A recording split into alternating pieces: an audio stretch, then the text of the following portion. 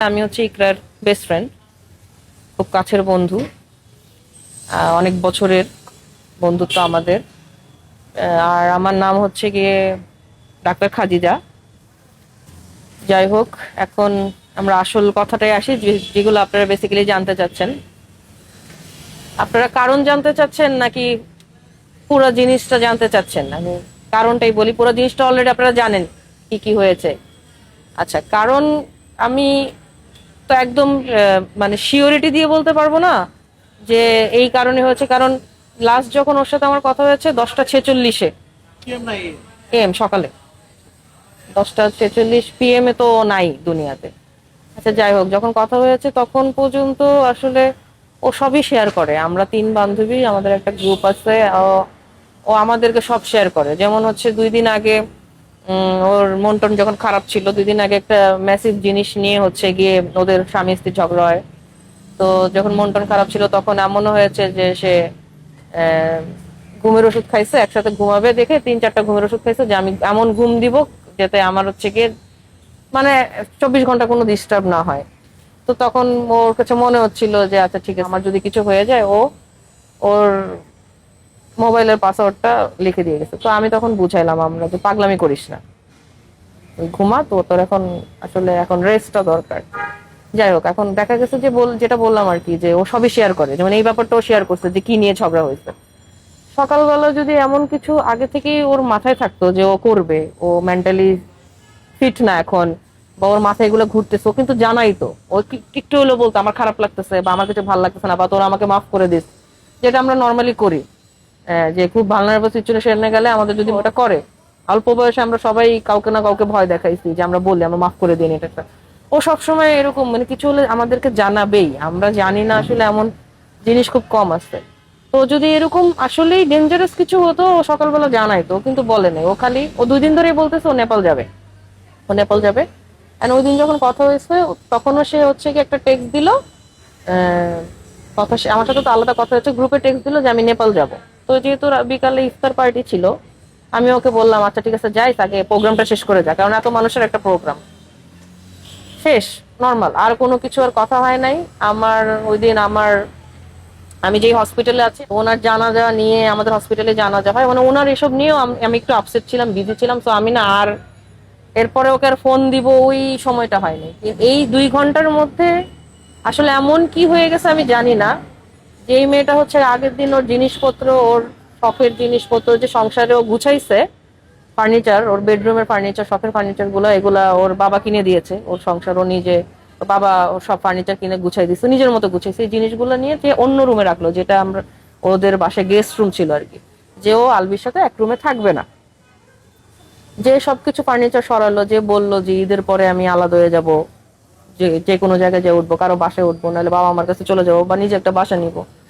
যে আগের দিন পর্যন্ত এত শক্ত ছিল যে এই মানুষটার সাথে সে থাকবে না, বা হচ্ছে কি সে নিজেকে শক্ত করতে চায়, মুভ অন করতে চায়, তার সকালে 2 ঘন্টার মধ্যে কি এমন হলো? মানে আমাদের কোশ্চেন একটাই, আমারও জানার একটাই, যে এই 2 ঘন্টার মধ্যে এমন কি হলো, এমন কি বললো ওকে, যে ও হচ্ছে গিয়ে এত ট্রিগার হলো যে নিজে স্টেপ নিল, নাকি ও স্টেপ নিল না, ওকে জেনে শুনে ও এমন কিছু জেনে গেল কিনা এই 2 ঘন্টার মধ্যে, যেটা ও হচ্ছে গিয়ে এক্সপোজ করে দিলে সমস্যা। আমার কাছে অ্যাজ এ ডক্টর আমি একটা জিনিস যেটা আমি বুঝছি সেটা হচ্ছে, আমরা ফরেনসিক মেডিসিনে পড়েছি, এটা হচ্ছে আমাদের এইসব কেসগুলোতে কিছু আমরা আলামত থাকে, হ্যাঁ, সিমটমস থাকে, যেমন হ্যাঙ্গিং কেসগুলোতে হয়। তো যেহেতু প্রথম দিন আমি দেখছি, আমি আসলে এত কিছু মাথায় ঢুকে নাই, তখন তো আসলে এত কিছু মনে থাকে না ওই শোকের অবস্থা। এই জিনিসগুলো আমি 2 দিনে খুব চিন্তা করলাম। এখন আমার এটা একটা জিনিস, একটা পয়েন্ট। আরেকটা পয়েন্ট হচ্ছে কি, ও ঘরের জামা কাপড় পরা ছিল না। আপনারা যদি দেখেন, একটা ভিডিও কিন্তু ভাইরাল হয়েছে যে ওকে রিক্সায় করে নিয়ে যাচ্ছে। আপনারা যদি দেখেন যে ওর হচ্ছে কি বাইরের সালোয়ার কামিজ পরা সুন্দর, মানে মানুষ বাইরে যেসব কাপড় চোপড় পরে, ও ঘরে তো নিশ্চয়ই সুন্দর করে সেজেগুজে নাই। কে এত ভালো কাপড় চোপড় পরে? নিশ্চয়ই ওর এমন কিছু একটা, কিছু তো একটা আলবি বলছে, কিংবা কিছু তো একটা হয়েছে। আমি জানি না আলবিও বলছে কিনা, আলবির পাশের মানুষও বলছে কিনা, আই ডোন্ট নো। যে যেহেতু ওই ছেলেটা বলছে, যে ছেলেটা ওকে নিয়ে আসছে, আলবির অ্যাসিস্ট্যান্ট উদ্ধার করছে, ওই ছেলেটা বলছে যে ওকে আলবি নাকি ফোন দিয়ে জানাইছে। তাহলে আমি ধরেই নিলাম যে আলবির সাথেই কথা হচ্ছিল। আমি ধরে নিলাম, যেহেতু বলছে তার মানে আলবি জানে, মানে আলবির সাথেই কথা হচ্ছে। এমন কি বললো, এমন কি দেখাইলো যে ওর হঠাৎ করে মনে হলো যে ওর এই দুনিয়াতে থাকা উচিত না। না হলে যে মেয়েটা এত বছর ধরে, 16 বছর ধরে একটা মানুষের সাথে আছে, 14 বছর ধরে সংসার করতেছে, ওই মানুষটার তো আজকে থেকে না। আপনারা একটা স্ক্রিনশটও দেখবেন যে 2015 সালেও একবার এরকম বলছিল, তো আজকে থেকে না। আমরা তো দেখতেছি, আমি তো ওকে দেখতেছি 12 বছর ধরে ওদেরকে, ওদের সম্পর্কের মোটামুটি শুরু থেকেই দেখতেছি আমি। ঝগড়া হয়, মিটমাট হয়, এইসব নিয়ে ঝামেলা হয়, টুকটাক জিনিস নিয়ে হয়। বাচ্চাটা হওয়ার পর ওর খুব কনফিডেন্স ছিল যে আচ্ছা ঠিক আছে, এখন বাচ্চা হয়ে গেছে, আলবি বাবা হয়েছে, রেসপন্সিবিলিটি আসছে, ওর কাজ হচ্ছে। তখন ও হঠাৎ করে অনেক কাজও শুরু করে দিল মেইন স্ট্রিমে।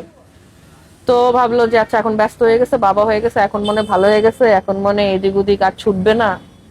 আমরাও ভাবলাম আচ্ছা ঠিক আছে, মানুষের তো একটা বয়স থাকে, একটা বয়সের পরে যে মানুষ একটু হচ্ছে গিয়ে সেটেল হয়। কিন্তু না, আবার দেখা গেল 6 মাস ভালো, 7 মাস ভালো, এরপরে তো আপনারা শুনলেন বাচ্চাটা হলো 21 সালে, আর 22 সাল থেকেই ওই মেয়ের সাথে নাকি অ্যাফেয়ার। যাই হোক, প্রথম প্রথম ও সন্দেহ করতো, আমরা ওকে বুঝাইতাম, আমরা বলতাম যে দেখ, মানুষ কাজ করতে গেলে সব জুটি নিয়েই কথা হয়, তাই না? আমরা ওকে বুঝাইছি। কিন্তু বলে না যে এত বছর ধরে সংসার করতেছে, স্ত্রী মনে খুঁচা দিয়েছে, মানে সেন্স, মানে বলে না যে মেয়েদের হচ্ছে গিয়ে একটা ষষ্ঠ ইন্দ্রিয় আছে। ওর কোথাও না কোথাও প্রথম থেকেই ওর এই ব্যাপারটাতে ও বুঝে গিয়েছিল যে দেয়ার ইজ সামথিং রং।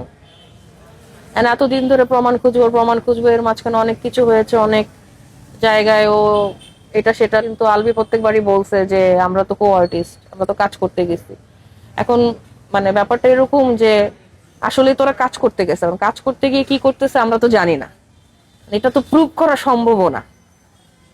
শেষে যেটা হলো, শেষ মুহূর্তে যেটা হলো সেটা হচ্ছে আমি, আমাকে ও ইকরা যেটা বলে গেল আমাদেরকে, সেটা হচ্ছে গিয়ে আলবি স্বীকার করেছে ওর কাছে যে হ্যাঁ আমার, মানে ওর জন্য আমার ভালোবাসা আছে, মানে ওই মেয়েটার কথা বলেছে।